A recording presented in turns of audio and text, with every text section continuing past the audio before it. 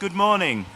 Good morning, everybody. Hello, and welcome to Buy Art Fair in the Manchester Contemporary. Welcome to Old Granada Studios. I think it's very fitting that we're having today's discussion here in this particular site. It was, of course, the home of the Sidney Bernstein collection for many years. The people who worked at Granada got to enjoy that art on the walls every single day, which is wonderful. I'm Thom Hetherington. I'm the founder of the fairs, the chief exec of the organisation that runs the fairs. So I just want to tell you very briefly how today is going to work. We've got a head-to-head discussion, first of all, and then we are going to look at some slides, some particular works, which Frank is going to talk about a little. And then at the end, if we're all really well behaved and do well on timekeeping, we're going to take some questions from the floor as well. We do need to keep to schedule. We're aiming to finish speaking by about 11:35, 11:40. That gives you guys time to ask some questions.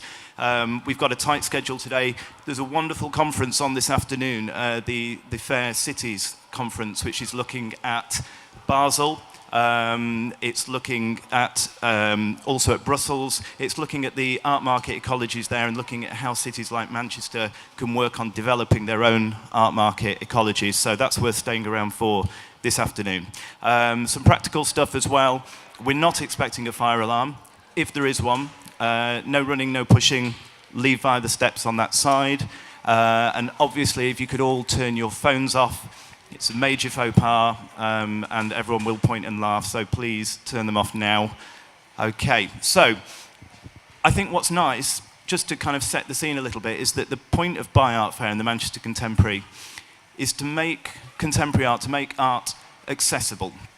It's to reach a broad audience. It's to make sure that we're not just preaching to the converted, but that we are developing audiences, we are bringing more and more people to the arts. And I think what's nice, looking around, I know that there is some people who are art professionals or art academics or gallerists in the room, but that there are also people who are maybe just starting collectors. So it's a nice broad audience, and I hope that all of you, whatever level you are, whatever point you are in your journey into art appreciation, you'll find something in the talk today. So, moving on to the main event. The person who I have opposite me is renowned as one of the world's major art collectors. He always features in Arts News list of the top 200 art collectors in the world. He started collecting modern British in the 70s. He was a patron and supporter of the young British artists. He's collected American and German art, Chinese and Indian, and he's also judged the prestigious Turner Prize. And importantly for me, he's Manchester born and raised, and he's remained very true to his northern roots. We're very, very lucky to have him here, so please welcome Mr. Frank Cohen.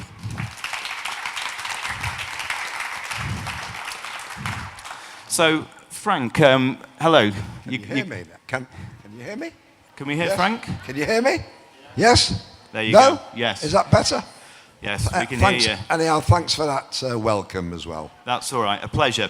So, Frank, one of the things that I find most interesting, because I didn't do an art degree, I haven't worked in the arts, and I did find it quite a difficult world initially to break into. So, what's your background? How did you get into art? Where did the journey begin?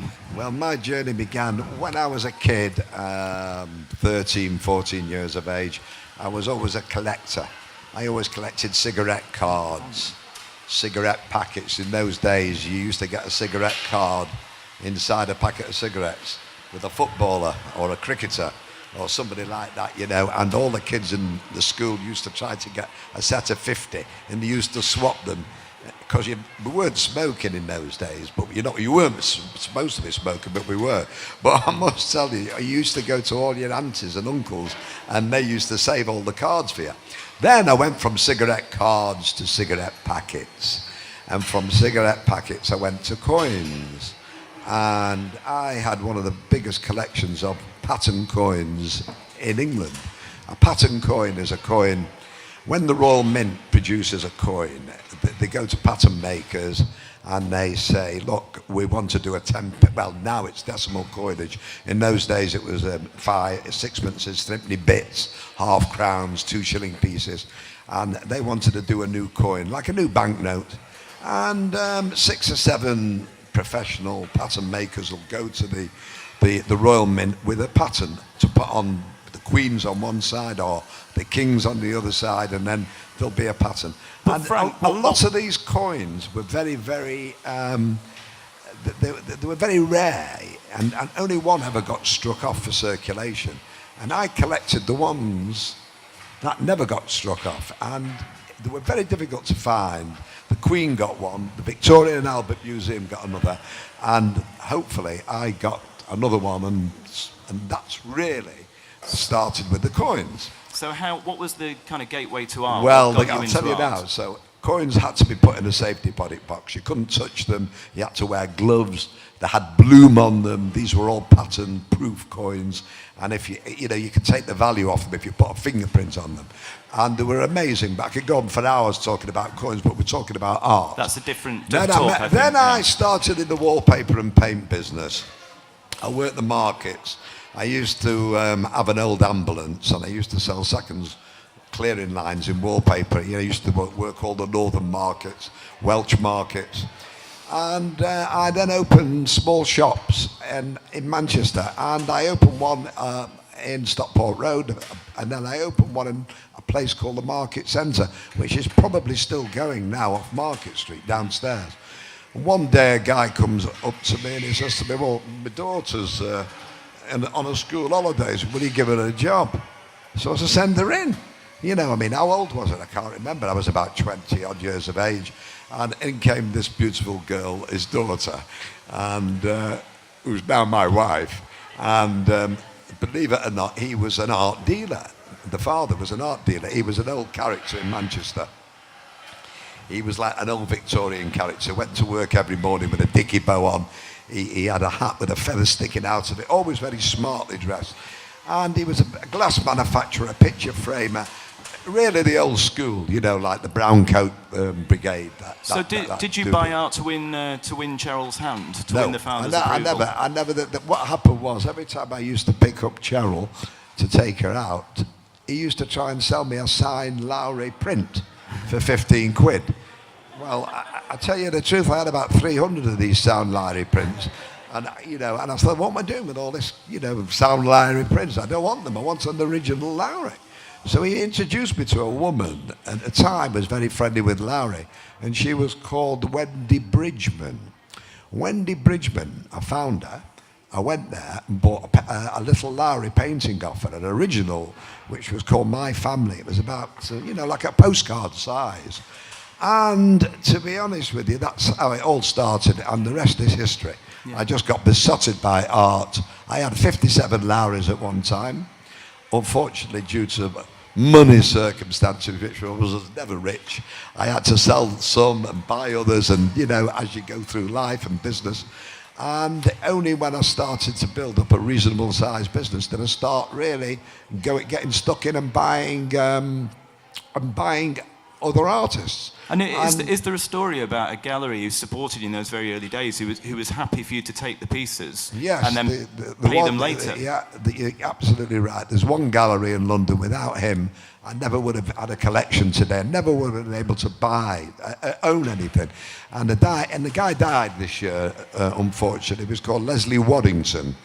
And believe it or not, his partner was Bernstein from Granada Studios. He backed him when he came over from Dublin in the 1950s. And Leslie was one of the greatest dealers of all time. And don't forget, in those days, in the late 70s, there was no Damien Hirst, there was no Tracy Emin's, there was no Sarah Lucas's. They were still, kids and still at college, in Goldsmiths College. And I was buying like American artists like Jim Dine, and post-European art. And I walked in one day and I saw this guy, Leslie, and he looked at me. He said, well, I like that Jim Down on the wall. I says, how much is it? He says to me, well, you can have that. He says, it's, say, $10,000. Oh, I says, I love it. It's fantastic. And I said, I've got a little Elizabeth Frink bird that I bought from a gallery in Manchester called Tib Lane Gallery. Yeah, it was a guy called Geoffrey Green. He was the only dealer that I know that actually sold art in Manchester. I mean, in those days there was one or two sort of old master dealers. And I said, how much would he give me for it? So I never even showed him the piece. I just said, it's that big. And he says to me, right, I'll give you $5,000 for it. So I says, thank you. I says, but there's only one problem. I haven't got the $5,000 to pay you. So he says to me, pay me when you've got it. And that was the start of a tremendous relationship that I had with this guy till the day he died. And that relationship lasted 46 years. Brilliant. And I ended up buying some of the most wonderful things off him. And if I had the money in those days, in Roy Lichtenstein, I did buy a Dubuffet off him. I bought a Miro off him. I bought all sorts of, I've still got to this day, for no money, and they're very, very valuable, you know. And basically, and then I started to look around other galleries and go around the world, go to art fairs. That was going to be my next question, really, about how your attitudes have changed or how your tastes have changed as you've gone through your collection for, you know, a number of decades now. And you've never been afraid to sell, to buy. So, you've always moved pieces in and out. How has your collection changed? It does change, and collectors are people that collect, you know, and some people just buy to stick on the wall. They've got 6 walls in the house and they put them on the wall and thank you very much, and they never buy another piece of art. With me, I ended up with warehouses full of it because I was mad. I went to I did a sort of Saatchi when I used to go to London. I used to get into a taxi and I used to go to the East End of London, and I used to go into all those little fringe galleries, and I used to go and see shows of all young artists, and you know, I used to buy 3 of this and 2 of that and 1 of that, and I ended up buying in bulk, if you understand what I mean. And the reason I was buying these was it wasn't anything to do with that I needed to own all this art, but it sort of gets you interested in seeing different things and how different artists work. And at that time, I was doing sort of exhibitions in my storage warehouse in Wolverhampton. And most of this work that I bought was to show rather than to hang at home. But then things did change because I realised then I can't keep buying and buying and buying all this book. And I then become very conditioned, and I looked at certain things that I wanted to collect, which was in 2 sides. One was in the contemporary field, and the other was really mainly modern British art, which has always been my passion. Yeah. And how, I think one of the things I'm interested in, because obviously you're an entrepreneur, you know, you're a dealer.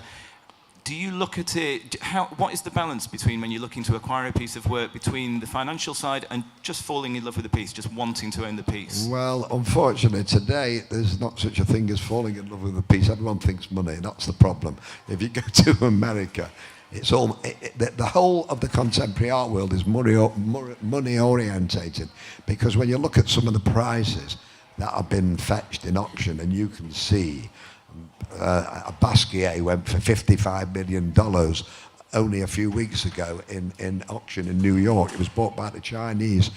There's always new people coming into the market. That Basquiat, I happen to know the guy who owned it. He paid $8,000 for it, a guy called Adam Lindemann. Now, you know, sorry about I think we did say something about turning phones off. Bloody phone. We'll let that one slide. Sorry about that, yeah. That's Maggie. That's the girl that works for me ringing me too late. She was trying to brief me on 1 or 2 things. But anyhow, to cut a long story 3 ways. So the balance between money and love, you say. Yeah, it's all but about you money know, nowadays. listen. When you spend money, no one spends money unnecessarily. They always want to feel like they've had some value for the money. Yeah, I mean, you don't just toss it off.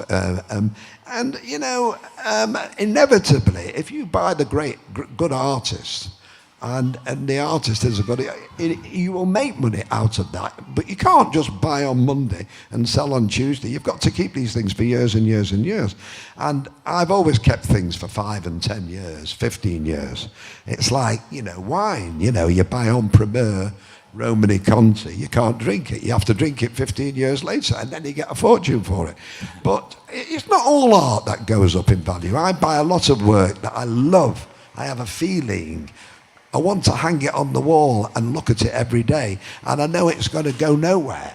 And yet I buy other things that I know I was clever enough to buy them in the early days, and they're worth a lot of money. And occasionally you have to sell these things to increase your collection and buy other things as well.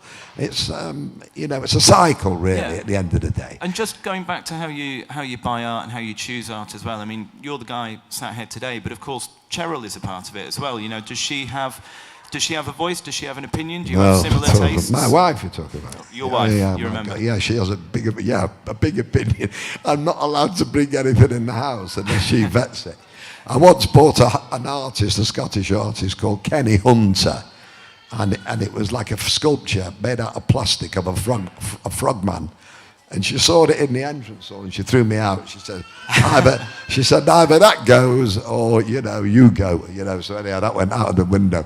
But we all suffer for art, when you're living with your wife and you've got to you've got to look at it. Got to be able to live with it. But when I do a show, that's a completely different animal. I can put what I want in a show, be as avant-garde as I want, as wild as I want.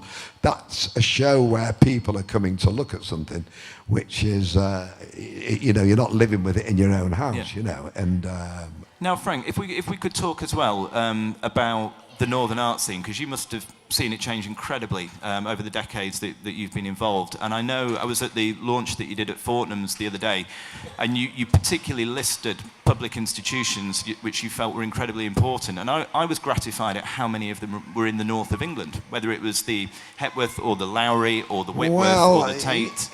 How has the scene changed, and how important are public institutions? If it wasn't for you probably doing a contemporary art fair, and how many years have you done it now? 9, terrifyingly. So he's done it for 9 years. He's persevered here for 9 years. I don't think there would be anywhere else that you can see an exhibition like this with so many galleries on display for works to buy. But Manchester's always lacked commercial galleries. You might get the odd one here on Tib Street, the odd one there. But, it's a very, very strange thing. You go to London and you'll see 2,000 galleries. Now, you're not far away. You're only 1 hour, 40 minutes on the train. There's people in Manchester with plenty of money, believe me, and they're all doing very, very well. I think, unfortunately, art is a sort of an education. And once you brainwash with it and once you get involved in it, you never stop, because when you buy one painting, then you'll want to buy another painting. And I do think that some very good commercial galleries should open up in Manchester, and then you'd go out and you'd have a bigger, a bigger field of people, things to see. It's about engagement. It's about putting the art in front of people. It's about engagement, and you have got an amazing gallery. You've got the Whitworth Art Gallery. You've got the Manchester Art Gallery. You've got Maria Balshaw. I mean, she's great. I mean, she's really done wonders for Manchester. But remember, that's an institution. And in institutions, they're governed by governors. They're governed by curators. They plan 4 or 5 years ahead. You can't just walk in there and stick things on the wall. I can if I open the place. I could do what I want, you see. Now, just on the topic of that, because that's an interesting point, you've had 2 spaces that you've been involved with. You've had Initial Access down in Wolves, and you also had the dairy down in Bloomsbury as well. Yes. Do you still have a thirst to have a space? Would you like a space in your home city of Manchester? Yeah, I mean, I've always wanted a space in Manchester, and unfortunately, and I won't mention no names, but I mean, anyhow, I know one of them's retiring in 18 months, so you might know who he is. But anyhow, all I can turn around and say to you is, thank God you've got Nicholas Sirota, chairman of the Arts Council as well. That's fantastic. Better than that other guy that was there as well. What was it called? Vaz or something. He had no idea. The thing is, that if you're going to be the chairman of the Arts Council, you've got to actually be into art. Do you understand me? Yeah. And Nicholas Sirota, it really is into art. And the other guy that was brilliant, and I loved him, was a guy called Lord Gowrie, Grey Gowrie. But in Manchester, there's lots and lots of fabulous buildings, and the council give the buildings to the property developers who inevitably made a lot of money out of them. And so there's more loft apartments, there's more restaurants, there's more of everything you could possibly think of. But there's not really, there's not any really private institutions or street galleries here. So you'd still have the appetite for that? If anyone's listening and owns a building, then come see Frank afterwards, because he's still interested. Well, I would have done this years and years ago. The only thing is I got involved with a deal with the Manchester City Council and somebody else, and we wanted to do a simple thing. We wanted a rough place like this, We don't want to spend money on it. We just wanted to put contemporary art exhibitions on there. People come in free, have fun, see different things than they would normally see, good art, world-class artists. And unfortunately, it got too political, and the council got involved because they were involved in the building. And then they wanted to do a scheme with an architect. And before I looked round, the whole thing became a headache, and it never happened. Yeah. There was a lovely quote from you, actually in Decanter magazine, because I know wine is another one of your passions. You said that you want to bridge the gap between Manchester and London and make art more accessible, which in a nutshell is kind of what this is all about. It's what Buy Art Fair is all about, what the Manchester Contemporary is all about. Yeah, but I don't think why people shouldn't really have to go to London to buy art if they don't want to. You know what I mean? The thing is, there's enough collectors up there. What do you look how many people have come to your place. Yeah. And I think the sales have been good. And you just need a bigger variety. You just need people to go out and do it. And people, for some unknown reason, think like the North is not. Everyone wants to go to London, and it's like it's cut off as a city.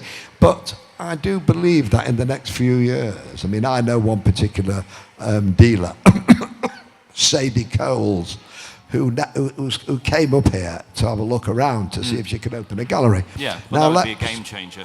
That would be a game changer, because what Sadie would do, she would put her artists that she shows in London and do the same sort of thing in Manchester, and then people would see. And I think the knock-on effects of that would be fantastic, because once one opens, another will open, and then another will open. I think that would be great. And I also think, Frank, we should look at putting some of your collection, some of your works here in the art fair next year. And I think we should have a separate discussion, because I think that can be done. In here, in the art fair next year. Well, I was going to do it this year. As it so happens, I was going to put some pieces in for sale. And I wasn't making any money on them, genuinely. And there were things that I bought early doors, and don't get me wrong, I'm not saying they were masterpieces or anything like that, but they were interesting. And they were good value, and we did this so that some of the money could go towards an Northern Art Prize, you know.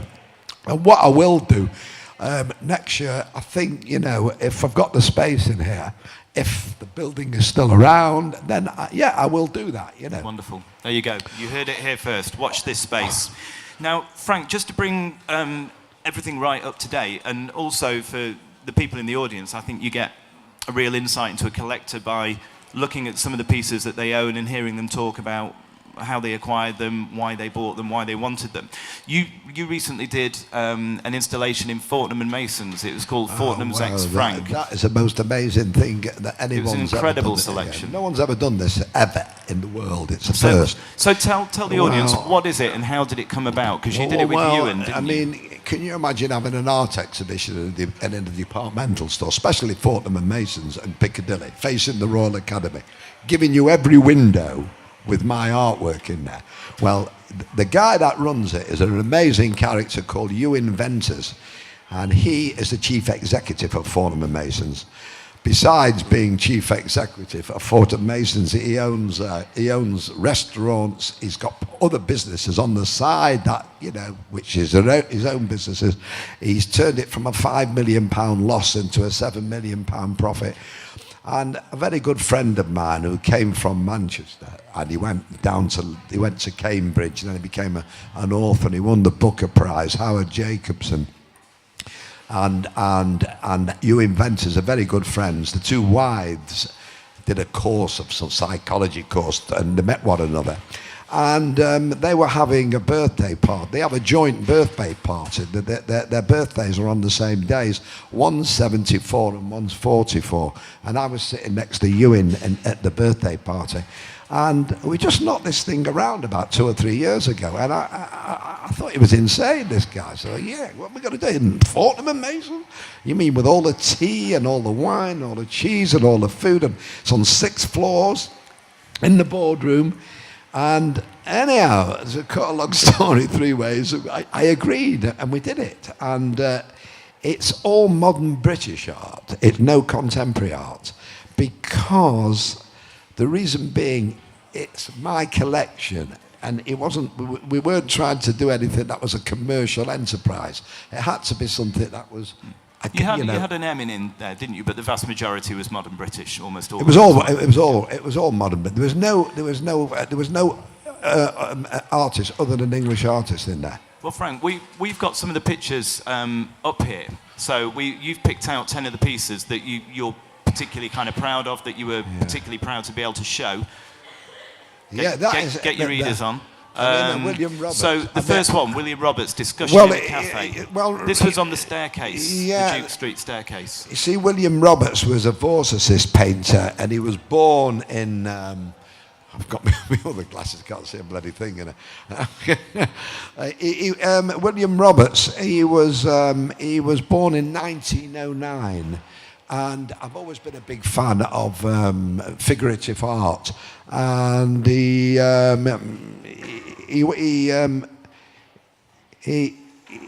went to St Martin's School, London, County Council, the Slade School of Arts, and he was a brilliant young student among Dora Carrington, Mark Gertler, Paul Nash, Christopher Nevinson, Stanley Spencer, and David Bomberg. So and I bought this piece. Yeah, how long have you had this? I bought it in auction. Right. There was a sale in London of a great collector, and it was called the Evil Frost sale. Right. That was his name, Evil Frost. I think he was a lawyer, but a very clever lawyer, and he acted for a lot of artists all his life. And what he did, he never took money off them. He took art and built up one of the biggest collections of British art in the world. Brilliant. And that sale was one of the biggest sales that Sotheby's have ever had. And I bought that piece there. I bought another 5 other pieces from that sale, but that was that's on show in Fortnum and Masons. Yeah. The next one is unbelievable. This is one of my favourite. He's one of my favourite artists of all time. I mean, Edward Burrough is an English. You could call him a surrealist art, but he's really, you can't sort of categorise him in any category. He was also born Burrough in about 1909, and he was born with arthritis, and he couldn't paint with oils. So what happened? He had to paint with watercolours. Now his watercolours look like oils, and I started to buy them from the Lefebvre Gallery in the late 70s. I used to go in there, you know, I was still working the markets in those days, I think, or I used to go into the gallery, and in those days it was all very snobby, you know, it was all pinstripe suits and all these sort of English, and, you know, they took you in the boardroom and they give you grouse, and I never knew what a grouse was, you know what I mean? and then they give you like a bottle of, you know, Petrus, and they tried to get you a bit pissed, and then, you know, to take the money off you. But I must be very honest. It still works today. That is a technique being employed in by art fair, not with Petrus. To be very honest, to be very honest with you, it was the best move I ever did, because I bought about 9 or 10 Edward Burrows, and I give anywhere between £5,000 and £10,000 for them. And there again, I used to pay them off whenever they feel like they wanted a few quid, you know. Okay. Yeah. Let's have a look at the next one. Oh, it's fantastic. Now, this one was in the windows on Piccadilly, on Piccadilly, Lynn Chadwick. Yeah, Lynn Chadwick was a fantastic... First of all, he was like more of a scientist. He did all these mobiles. That's how he started. I don't know where he was born. I mean, I've got it somewhere down here. But these individual pieces, these iron sculptures, he used to hand make these individually. Wow. These are not addition pieces. You know, most sculptors today, they do an edition of 9 plus 1 artist proof, and that's all to do with commerciality, you know, that's where the money side of it is.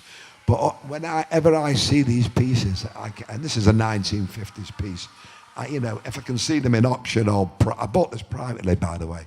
I just buy them, you know, when they come up on the market. Fabulous. But he died a few years ago, and there's a foundation that the family's got. His wife is still living, and I've been there, and it's in about 100 acres of land with hundreds and hundreds of Lynch Hedvigs all over the gardens and all over that. It's fantastic. A bit like the Yorkshire Sculpture Park, if you know what I mean. Yeah.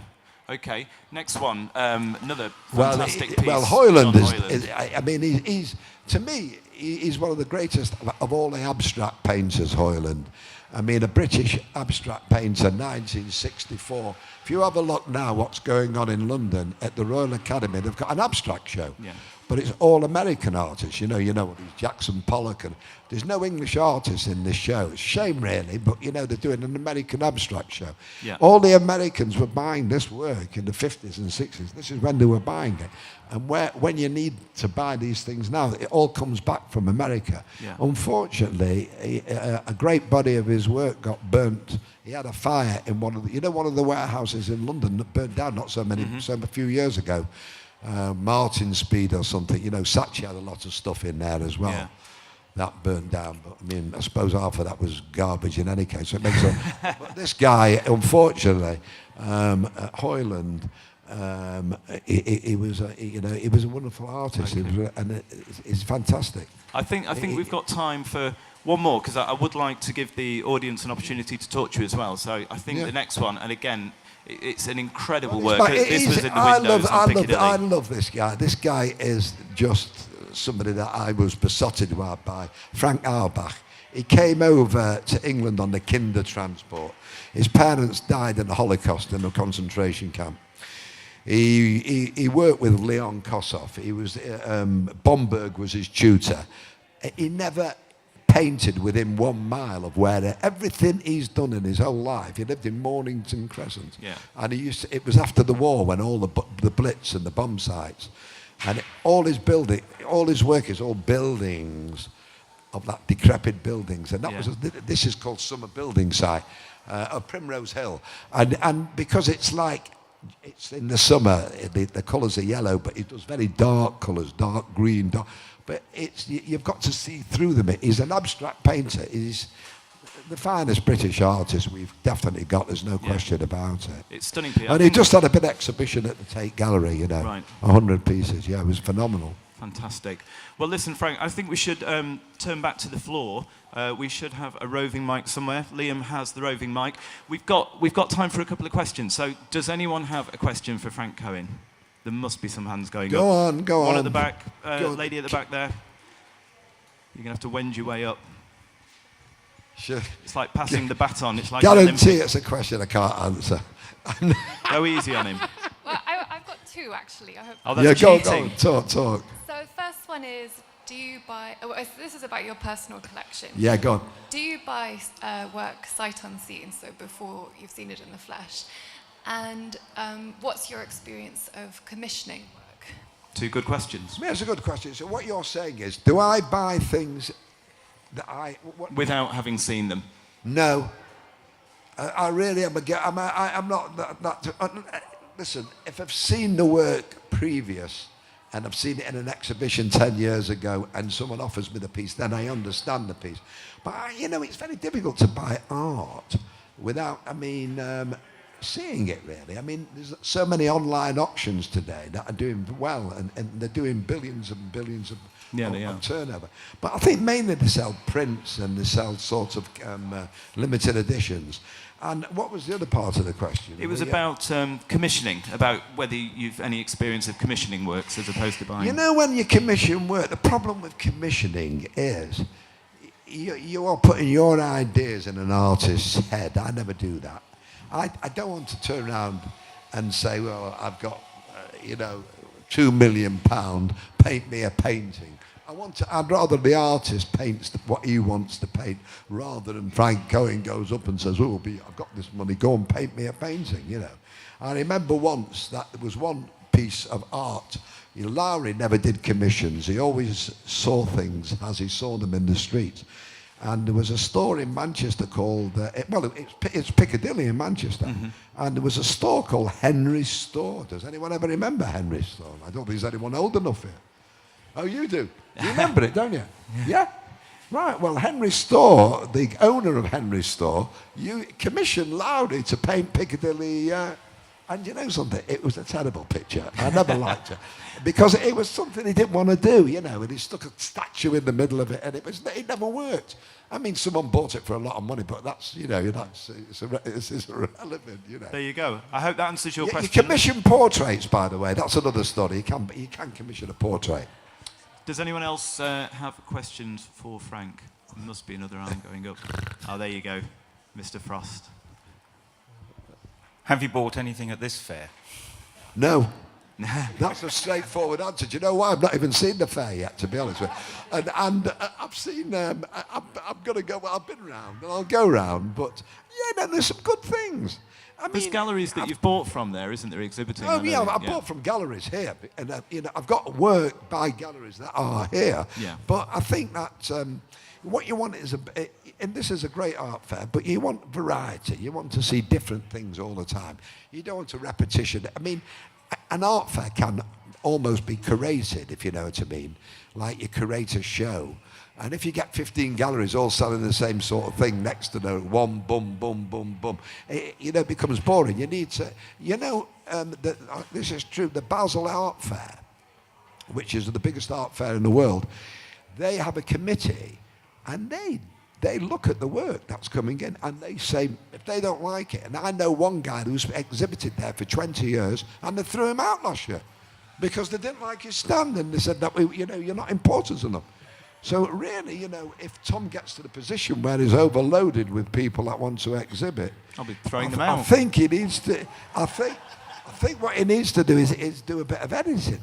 Yeah, well, I think that's very, very true, and that's certainly where we aspire to be, and we get to have more of a curatorial hand on the selection of galleries every year. But it's building audiences up here. The northern audience is potential, and it's about slowly unlocking it and developing it. There's room for international players as well to come Absolutely. in here, and they would do as well, because the people like Manchester City. I mean, you know, there's restaurant, there's everything you want really here, isn't there? You need to have a word with them, Frank. Wayne Rooney. Wayne Rooney, what more does an international gallery want? Okay, well, listen, I'm keeping an eye on timekeeping, so I think... Question, but can I make a comment? Like I say, everyone should be urged to go and see the very best free show in London. It's There you go. Your show in Fortnum and Masons Oh, is it's the thing that fantastic. everyone should go to That's see. the best show in London. I tell you, it's the best show that I've ever put. Was it amazing or not? I'm not just saying it. There you go. It's free. There's no bias. Go to Fortnum and Masons, get a posh ice cream, and look at Frank's works. It's truly an incredible, incredible selection of works, and it's so nice to see them outside a traditional gallery environment. It's quite breathtaking and a very visceral experience. But we are going to need to wrap it up there. I hope you've all enjoyed the talk. I hope you've all appreciated the insights that have been given. Thank you all for coming, and also thanks massively to Frank for taking the time to do this, and also for his enthusiasm and support for the fair. And for me, I think that the thing that comes through, Frank says art and the art world is all about money nowadays, but what I find from Frank is that there is still a complete raw, unbridled enthusiasm and excitement about art, which has lasted him into, well, Frank, you must be in your late 50s now, surely. It can't be any more than that, but you've had it for a long time. 73 in October. Not at all. I think it's fantastic. We're lucky to have him in the north of England, and please give him a round of applause for being here today. Well, Thank you. all I can say is thank you very much for coming and listening to me, and hopefully Thom carries on doing what he's doing, and maybe one day he'll make some money out of this offer. No one goes into art all right, for the it'll money, go Frank. great. I did, and I learned quite quickly that was a fool's errand. But please, stay at the fair, go and explore. There is so much to see. Find a piece to fall in love with. Thank you so much. Thank you. Okay, take care. Bye-bye.